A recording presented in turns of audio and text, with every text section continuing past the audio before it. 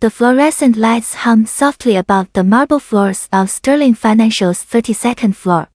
Marcus Thompson pushed his cleaning cart down the empty hallway, his weathered hands gripping the handle with practiced ease.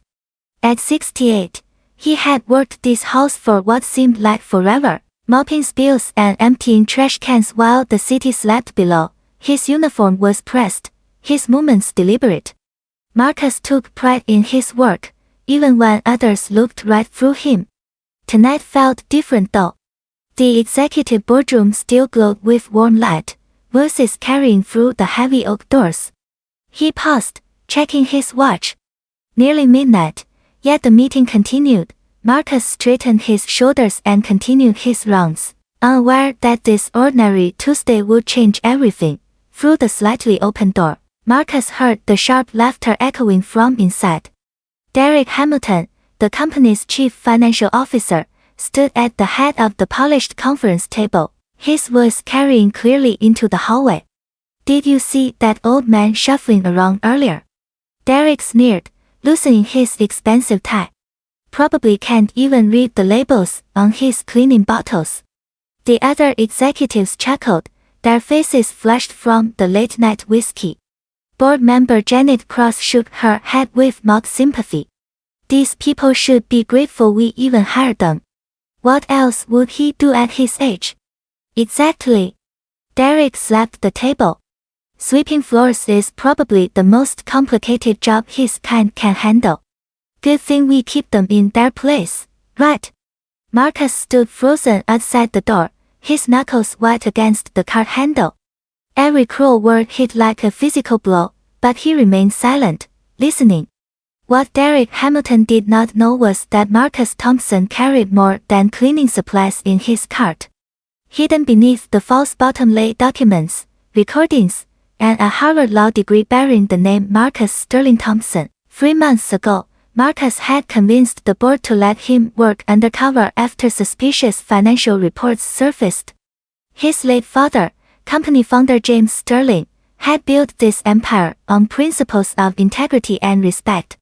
Now those values were crumbling under Derek's leadership. Marcus had spent decades as a successful corporate lawyer before retiring early.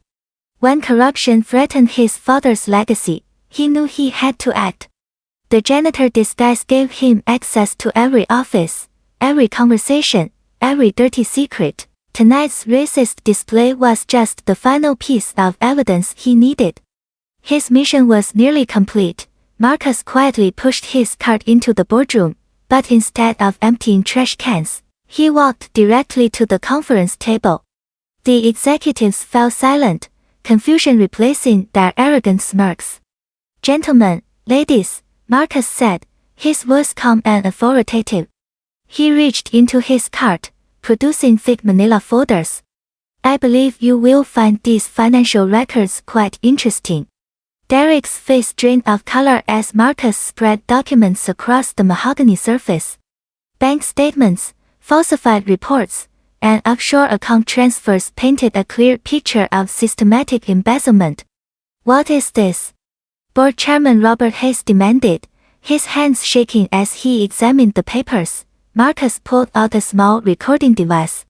"This contains 3 months of conversations detailing how Mr. Hamilton has stolen over $2 million from employee pension funds." Janet Cross gasped, covering her mouth. The other executives exchanged panicked glances, realizing their casual racism had been the least of their problems tonight. Derek Hamilton stumbled backward, his face turning crimson with rage and panic. "This is ridiculous. You cannot believe some janitor over me. I am the chief financial officer of this company." "Actually," Marcus said, removing a business card from his pocket, "I am Marcus Sterling Thompson, son of your company's founder and acting board investigator." Derek's mouth opened and closed like a fish gasping for air. "That's impossible. You're just a what, Mr. Hamilton?" Marcus asked quietly. Security guards entered the boardroom as other employees gathered in the hallway, drawn by the commotion. Derek frantically grabbed at the documents, but the guards restrained him. "This is a setup," Derek shouted as they escorted him toward the elevator. "You people planned this." The other corrupt executives followed in handcuffs, their expensive suits wrinkled, their reputations destroyed forever within hours. The board of directors held an emergency vote. Marcus Sterling Thompson was unanimously appointed as interim chief executive officer, a position he accepted with the same quiet dignity he had shown as a janitor. The next morning, Marcus addressed the entire company from the same boardroom where he had been mocked. Employees packed the space and watched via video link, their faces reflecting amazement and hope. "Respect is not earned through titles or paychecks," Marcus announced, still wearing his janitor's uniform with a business suit jacket over it. "It is given freely to every human being who walks through these doors." He established new policies immediately: diversity training, fair hiring practices, and zero tolerance for discrimination. The stolen pension funds were recovered and returned with interest.